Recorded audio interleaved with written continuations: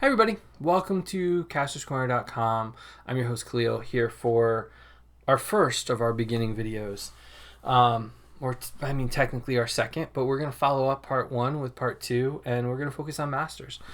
You can follow us at Kastor's Corner on all social media. You can check out a full gallery of these guys. A pretty full gallery of these guys on CastorsCorner.com. You can check out the Cornercast podcast.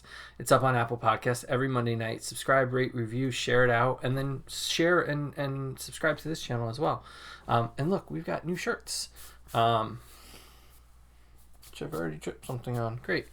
I think that's just dust from me, like, doing this. So thank you guys for joining us. This has been kind of a journey of like thinking about like what things had an impact on me, and we talked about Wave 1 of Masters, but I think what goes further than that for me is what came after Wave 1. I think Wave 1 was great, it was fine, but things like Extendar here were some of my favorite toys growing up. I almost ripped his leg off. Just this idea of like this extending warrior was more exciting to me than Man-at-Arms and Manny-Faces and stuff like that. This just captured, I don't know what it was about it, but like Extendar here, who was actually pretty gummy, which is surprising, along with Cyclone here. I was never able to do this as a kid. I just wasn't coordinated enough, but I would just hold him and do that rather than trying to spin his belt because it always hit my hand. And I know I'm missing the shield in the middle. And then, of course, I remember getting my first Mossman figure. He was so different to me. I never knew growing up that this was just Beastman with green paint and flock. But I remember wanting him and needing him, and he no longer smells pine fresh. But I remember just, I don't know why. I think I saw him on the back of a package and really wanted him, and we just could never find him. And I remember driving around going, I hope we find him today. And it just really, it was one of those things that really just kind of, him and Stinkler really kind of changed the game. Because it went beyond action features, to be honest with you. It was more to me the idea that like, not only do these things have action features because they've got the they can do that sound, which I love, but he's fuzzy and smells like pine fresh, and he smells like a skunk, and you take those two things and like it's what happens outside of the figure. And as much as Masters was an important thing to have as a kid for the figures, the vehicles and play sets were, like this one for Stridor, for Fisto. Do I have Fisto? I think Fisto's somewhere. There he is.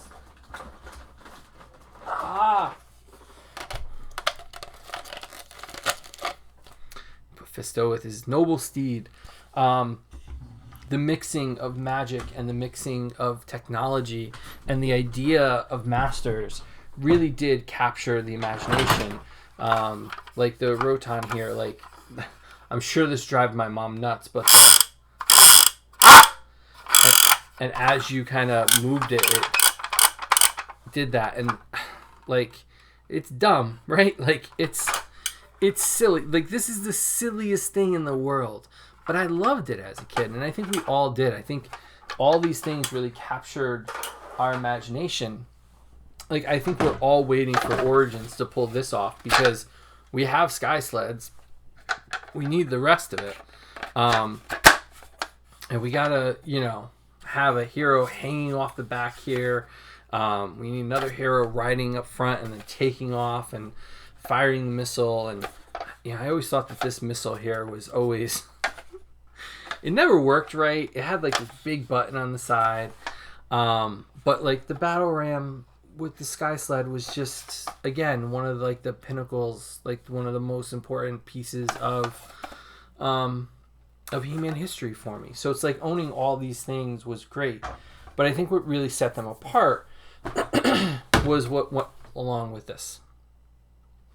This is the door to Grayskull. And although I don't have my actual original Castle Grayskull, I was able to pick up a Castle Grayskull. And it's complete. I think I've shown it on another video. This was like my first playset.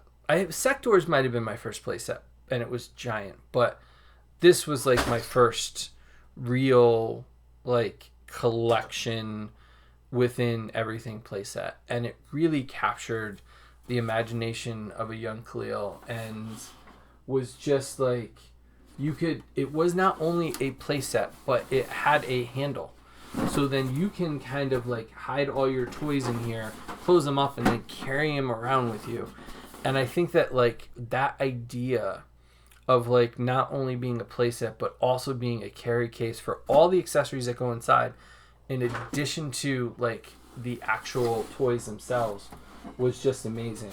And it had the clips on the side, which you had to like open one at a time and sort of kind of wiggle it out because the other one would like clip back in. And then here we go, we're gonna try to open it, even though we don't have space for it. It's got the stickers are still on. It's kind of dusty. I've got to clean them off, but it's got the stickers. It's complete. I've got all the accessories that I showed you in the past with it.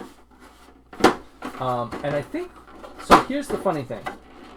We think, I'm trying to close it up. We think everything's got to be flashy, right? Everything's got to be flashy. Everything's got to be nice and fun. And then you get a box like this. It captures the imagination, right? The figures look slightly different than how they actually came out in the artwork. But if you start to turn the box, it's all black and white. I don't know what that story is. This is how it's sold. Like black and white pictures of characters. Could you imagine if a toy today tried to do this? Like drawings of the characters on the back of the package in red, black, and white. I'm sure it was to save money, but it's the idea. And not only did you get a piece that would attach to your Castle Grayskull, which can be seen right here on the box, but in addition to that, you got the piece that attached, but you also got, if I can get to it, you got a book. And that book, yes, here are the original Grayskull parts. That book came with a record. It's in pretty good shape. Side A and side B. And so you get a vinyl record with it. And I don't think this was that expensive. And I think that that's the trippy part about all of it. The stickers on there, I don't think they have a price. Let me just see. Yeah, sorry. $16.98 is the sticker price on here. I don't remember what the actual price was at the beginning, but this does say, oh, you're not going to be able to say it. It does say $16.98. It might be a secondary store, it might be a secondhand store, but the idea of like, Castle Grayskull was around 50 to 100. And so, that one being less, being a smaller playset, I think that that's a really small price to pay for as much as you get in that box. You get a playset, you get a vehicle, you get accessories, and you get a record, like for under $50. Like that's insanity. So it was a very different time. And the other thing is, it wasn't until like the end of the line that we actually got a Prince Adam that looked sort of like Prince Adam, but not really. Just He-Man repainted. With a velvet vest. And so, He-Man hung in there for a really long time. and we're on the eve. By the time you see this, Masters of the Universe by Kevin Smith, Revelation, will have aired on Netflix, and the reviews will be in. Everybody will make their own, but I think the idea that He-Man introduced an entire generation to science and magic and being good to each other and what it means to be a good person, and a decent amount of diversity, whether it was different ways of living from robots to humans to belief and hope in whatever power you believe in, and empowering kids to feel like they could be a hero. There was a hero inside of them. And I will get off my soapbox in a second. And then to watch the current fandom just rip it apart, because it is not sticking to the gender and racial lines that they want to stick to. This was eye-opening for a generation, and the fact that it's still going on today, continues to be a part of our pop culture, shows that there's longevity to it. So let's let new kids get into it, however they get into it. Let's let them have their moments with these things and make it their own, and leave our own baggage out of it. I may like or not like the toys based on the aesthetic that I want, but it doesn't mean that they're bad, and it doesn't mean they're not going to inspire a whole new generation of collectors. So I hope, and I really hope it does. And now I'll step off my soapbox. But these were all moments for me. I don't remember getting every one of them, but I remember the moments of getting Mossman. I remember getting Grayskull. I remember getting Snake Mountain at Child World in Milford. And then I remember missing out on an auction. I got all the heroes in Grayskull, and I missed the auction for Snake Mountain and all the villains. So that's why I have all these vehicles and figures, is because, the early days of eBay was like a godsend for collectors. So we're going to continue this throughout the week and telling stories and talking about collecting and how it's influenced us. And I hope that you enjoy it, and I hope that you continue the ride with us. And share your own memories in the comments below, because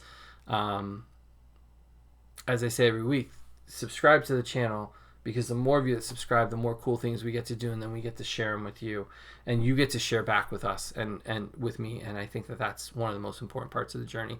So you can check out a gallery of these things, as well as our past archive on castorscorner.com. You can follow us. We are at Kastor's Corner on all social media, and you can check out the Cornercast podcast every Monday night on Apple Podcasts. So we look forward to seeing you again tomorrow night for another toy of the day here on castorscorner.com. Have a good night, everybody.